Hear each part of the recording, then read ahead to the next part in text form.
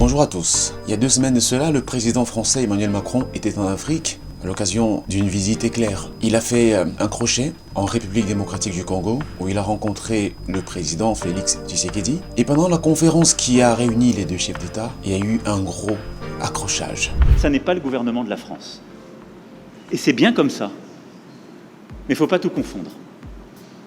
Parce que, non, mais c'est pas une position de la France. Je faisais allusion... Parce qu'il n'y a plus, il y en a eu. Je faisais allusion au propos de Le Drian. Lui, il est officiel français. Oui, mais... Le compromis à l'africaine, c'est Le Drian, c'est pas la journaliste.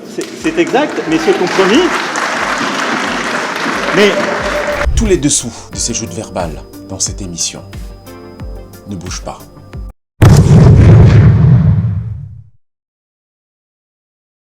Durant son passage en République démocratique du Congo, Emmanuel Macron et Félix Tshisekedi sont revenus sur plusieurs sujets, notamment le processus électoral au Congo. Pendant cette rencontre, Emmanuel Macron et Félix Tshisekedi sont revenus sur un ensemble de sujets et ils n'ont pas toujours été d'accord sur tous les points, notamment la manière dont les officiels français traitent les processus électoraux en Afrique. Ils sont également revenus sur la guerre qui a cours à l'Est Kivu, où le Congo est spolié et envahi par des rebelles, soutenus, croit-il savoir, par le Rwanda.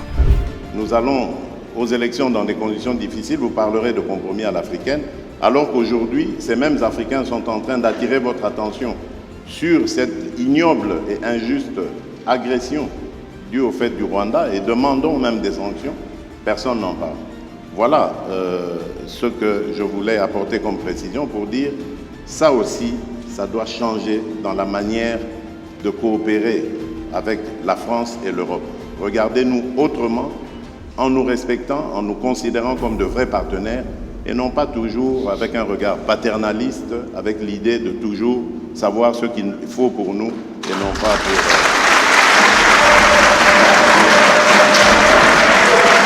Emmanuel Macron, ce n'est pas la faute à la France, c'est de la responsabilité du président de la République démocratique du Congo. Depuis 1994, et ce n'est pas la faute de la France, pardon de le dire dans des termes aussi crus, vous n'avez pas été capable de restaurer la souveraineté, ni militaire, ni sécuritaire, ni administrative de votre pays. C'est aussi une réalité. Il ne faut pas chercher des coupables à l'extérieur de cette affaire. Un partenariat avec la France a par ailleurs été conclu ce samedi pour la cartographie et la gestion durable des ressources minières dont regorge le sous-sol congolais.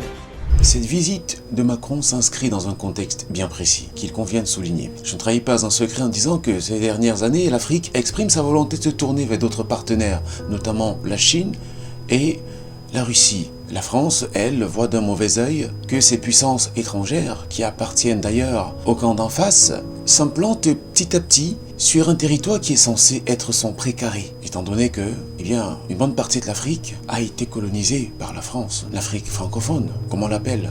Et donc, Macron est dans une opération de charme, une opération de séduction, depuis un certain moment. Mais, à chaque fois, il s'y prend mal, et est souvent rattrapé par les réflexes du colonisateur, qui s'adresse à son esclave avec beaucoup d'outrecuidance et de mégalomanie. Je pense que même si Macron peut avoir raison sur certains points, lorsqu'il dénonce l'injustice sociale qui peut rien en Afrique, la manière de le dire lui donne tort. Parce qu'on ne sent pas que c'est un homologue qui est en train de discuter avec un homologue. Non, c'est un discours de père à fils. C'est un père qui parle à son fils, qui donne des leçons à son fils. Pourtant, s'il y a quelqu'un qui doit recevoir des leçons, c'est bien l'Occident, y compris la France. Parce que son histoire ne s'est pas construite sans une certaine forme de prédation. Son histoire ne s'est pas construite sans une forme de violence à l'égard d'autres communautés. L'histoire de l'Occident, y compris de la France, n'a jamais été que celle de la conquête, et donc celle de l'injustice, et donc celle du pillage, et donc celle de l'asservissement. Non, c'est pas pour justifier ce qui se passe en Afrique, parce que les péchés de mon voisin n'excusent pas les miens. Chacun porte sa croix, n'est-ce pas? Mais je pense qu'il faut d'abord balayer devant sa cour.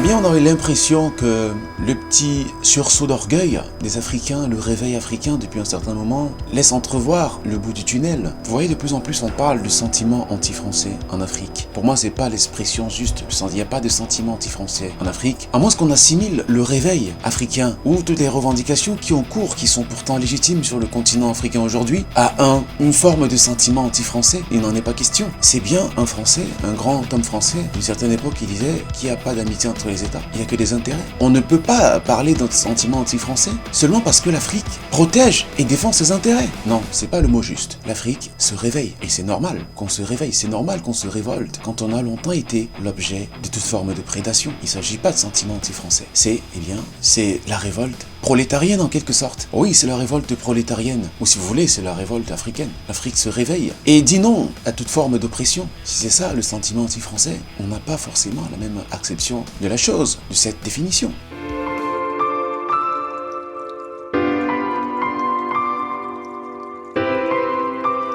Le bout du tunnel ne consiste pas seulement à se révolter et à changer de partenaire. Je pense que la véritable révolution en Afrique aujourd'hui doit être celle de l'Africain lui-même. Vous voyez, on peut bien changer de partenaire. On peut bien se tourner vers la Chine, on peut se tourner vers la Russie sans que cela ne produise de résultats. Donc on ne va pas perdre de vue l'objectif. L'objectif, c'est pas de se défaire de la France. L'objectif, c'est le développement. Et bien, si on se défait des anciens partenaires, sans avoir une certaine vision de la nouvelle Afrique, sans changer de mentalité à la tête de nos institutions, cela ne servira à rien. Parce qu'il faut bien que l'Africain lui-même ait la vision et sa vision de l'Afrique. Il faut que l'Africain lui-même fasse son autocritique. Qu'il se dise, eh bien, la colonisation, le néocolonialisme seul ne peut pas expliquer le retard de l'Afrique. Il n'y a que les Africains eux-mêmes refusent le développement par leur attitude, par la malgouvernance, par la corruption, par le népotisme, par le favoritisme, par le tribalisme, par le manque de morale, le manque d'éthique dans la gestion de la chose publique. Donc au-delà de la prédation occidentale, au-delà du néocolonialisme dont nous appelons la disparition de tous nos voeux, il y a nos propres cancers qui nous gangrènent. Et si on ne s'en sépare pas, même avec les meilleurs partenaires du monde, l'Afrique s'en sortira pas. Et je pense que pour s'en sortir, et ça reste ma conviction, mon intime conviction, pour vous qui m'entendez souvent, c'est que l'Afrique a juste besoin des ressources humaines de bonne qualité. La ressource humaine est la clé du développement, parce que ce sont les hommes qui développent. Et une ressource humaine de qualité, pour moi, c'est une ressource humaine qui est compétente, qui a des aptitudes, qui est bien formée, qui a les compétences pour diriger, qui a le sens du devoir et qui est très bien ancré sur des questions de développement. L'autre critère d'une ressource humaine de qualité, c'est le critère moral. Le critère éthique, c'est cette ressource humaine, eh bien, qui a le sens d'éthique, le sens de la morale. C'est cette ressource humaine qui a les qualités morales qui sont compatibles avec les perspectives de développement. C'est cette ressource humaine qui est juste et honnête. C'est cette ressource humaine qui est objective. Cette émission arrive à son terme, j'espère que vous aura plu, merci de l'avoir regardé. En résumé, la fin du néocolonialisme n'est pas forcément la fin du sous-développement, à moins que cela s'accompagne aussi d'un changement de mentalité, à moins que cela s'accompagne d'une transformation des Africains eux-mêmes, à moins que cela s'accompagne d'une prise de conscience sur un ensemble de choses à mettre en place pour accélérer le développement de l'Afrique. Et pour moi, la pierre angulaire, la clé de voûte du développement de l'Afrique, c'est le développement des ressources humaines. C'est l'avènement d'une ressource humaine de qualité à la tête de nos institutions, des compétences et les valeurs morales. À très bientôt.